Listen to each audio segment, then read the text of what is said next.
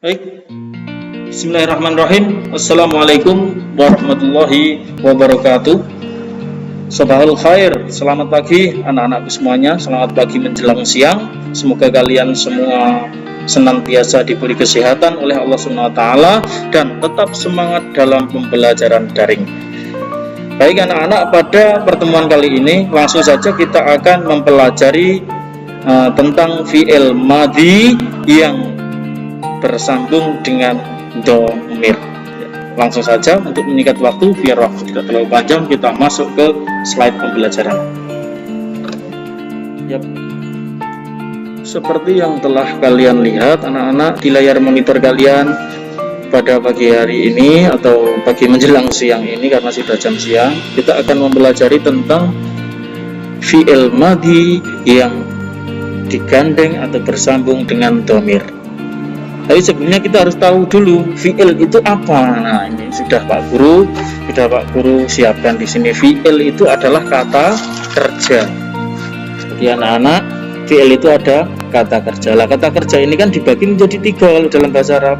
Dalam bahasa Indonesia pun juga sama, menjadi tiga. Yang pertama adalah madhi, ini yang seperti di sini. Yang kedua adalah mudhari, dan yang ketiga adalah amr. Nah, pada pertemuan kali ini kita akan membahas yang madhi dulu, karena kata kerja ini biar saya jelaskan dulu. Kata kerja ini menurut zamannya atau menurut waktunya itu kan ada tiga: sudah dikerjakan atau madhi, atau yang baru dikerjakan, atau yang akan dikerjakan itu adalah mudhari, dan yang amr itu adalah yang belum dikerjakan tapi akan dikerjakan. Jadi anak-anak harus paham tiga ini dulu. Kata kerja yang sudah lampau, jadi anak-anak sudah mengerjakan, misalkan menulis berarti wis menulis. Kemudian mudhari ini adalah sedang menulis, posisi sedang menulis, maka dikatakan mudhari. Kemudian yang terakhir adalah amr, belum menulis, baru diperintahkan untuk menulis ya. Nah, pada pertemuan kali ini kita akan bahas yang madhi, yang fi'il madhi yang sudah lampau. Kalau hanya fi'il madhi saja, itu kita misalkan kita klik sini ya. Contohnya seperti ini. Ya. Ini ada contohnya. Kataba atau menulis. Ini namanya fi'il madhi. Ya. Karena apa? Karena ini sudah menulis posisinya. Si A misalkan Ahmad kataba, berarti Ahmad sudah menulis. Ya.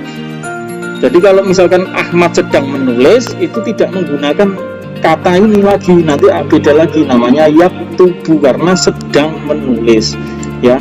Ini karena sudah menulis makanya dipakai kataba Ahmad sudah menulis, itu karena sudah atau karena yang lampau. Coba kita kembali lagi sebentar, saya kasih. Kalau anak-anak sudah paham tentang fi'il, maka sekarang dhamir. Lah, dhamir ini adalah kata ganti. Seperti saya, tadi kan misalkan menulis, saya menulis ya. Kemudian kamu laki-laki menulis, kamu perempuan menulis. Nah, ada kata ganti orang di situ, berarti itu namanya dhamir. Lah, ini fi'il madhi digandengkan dengan dhamir, nanti jadinya gimana? Seperti itu. Macam-macam dhamir bisa kita lihat di sini. Iya. Yang sebenarnya dhamir itu ada banyak ini ya. Karena untuk wilayah tingkat dasar itu yang perlu dipahami hanya ini saja. Ini Pak Guru singkat saja. Jadi kalian hafalkan cukup 6 ini dhamir. Kata ganti orang itu ana, saya, anta, kamu laki-laki, anti, kamu perempuan, huwa, dia laki-laki, dia perempuan, nahnu, kita atau kami ya. Cara menghafal nahnu seperti itu terus. Untuk artinya tinggal diurutkan, habis saya, kamu laki-laki, anta, tandanya ada tanya ini laki-laki, kalau ti ini perempuan. Kemudian kalau huwa itu dia laki-laki, hu. Kalau hi itu dia perempuan, ya, bedanya hu dan hi. Kalau tadi ta dan ti, kalau dia itu bedanya hu dan hi. Ini wa, ini ya juga beda. Dan yang terakhir nahnu. Ini dihafalkan anak-anak. Gampang. Ana, anta, anti, huwa, hiya, nahnu. Ini sudah dihafalkan kalian semua dulu. Oke? Kita langsung lanjut. Oh, nggak ada tombol lagi. Setelah anak-anak memahami tentang fi'il itu apa, fi'il madhi, kemudian disambungkan dengan domir, maka akan berubah wujud. Misalkan tadi fi'ilnya ini, kalian lihat di layar monitor ini, kataba. Ini telah menulis. Siapa yang sudah menulis? Nah, ini ada 6. Sudah saya kasih menu untuk mengklik 6. Ini nanti akan berubah ya. Misalkan kataba, kalau ada sayanya di sini disambungkan dengan domir saya menulis, berarti saya sudah menulis itu, maka akan berubah menjadi, kita klik bersama-sama. Yap, seperti ini. Ya, tadi kataba karena bergandeng dengan saya, berarti saya menulis, maka ditambahi huruf apa ini anak-anak? Huruf tu, ya. Berarti terus huruf belakangnya kataba itu disukun. Katab tu. Ini tidak hanya ini saja ya. Nanti kalau ada kata kerja yang lain tidak menulis, misalkan qoro'a.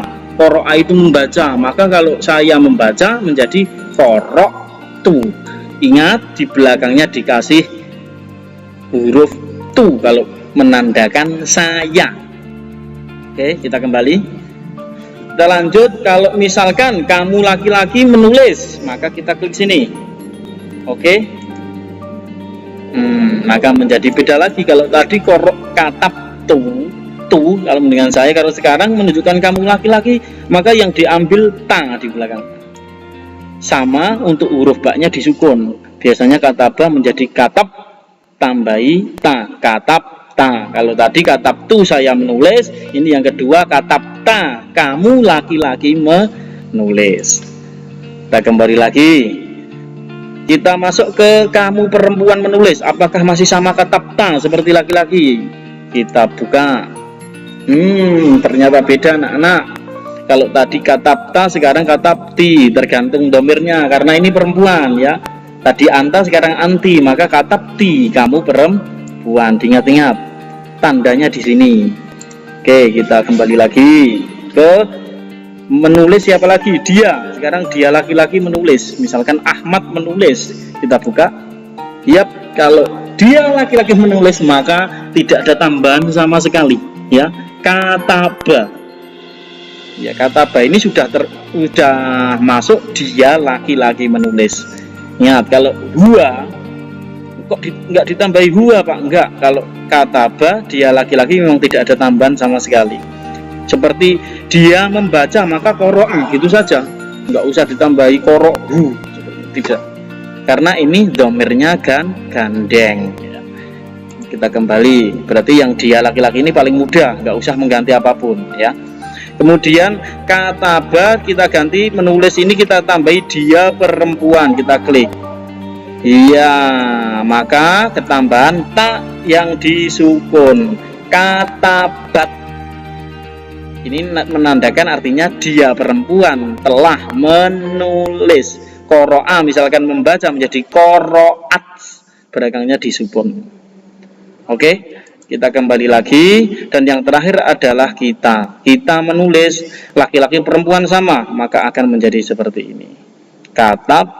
Nah, oh ini kurang sukun anak-anak, ini lupa Pak Guru. Katab, nanya panjang. Nah, jadi seperti itu ya anak-anak. Cukup kata ganti atau domirnya 6 ini saja kalau untuk tingkat dasar. Saya menulis maka akan menjadi katabtu, ketambahan tu. Kemudian kamu laki-laki menulis maka akan menjadi katabta, ketambahan ta. Terus kemudian kamu perempuan akan menjadi katabti, kamu perempuan telah menulis. Kemudian kalau dia laki-laki tidak ada tambahan sama sekali, kataba ini sudah dia menulis. Kemudian yang dia perempuan maka ketambahan tak sukun, katabat. Dan yang terakhir kita ini ketambahan nah di belakangnya katab, nah panjang. Seperti itu anak-anak ya. Jadi dari sini semoga kalian sudah paham. Nanti kalau belum paham bisa diulang kembali. Dan setelah kalian memahami ini maka akan ada tugas yang terakhir, ini belum saya kasih. Tugas kalian untuk hari ini adalah seperti ini nak. Kerjakan LKS halaman 9 rom B. Ini mudah kalau kalian sudah memahami yang Pak Guru jelaskan tadi, itu mudah sekali.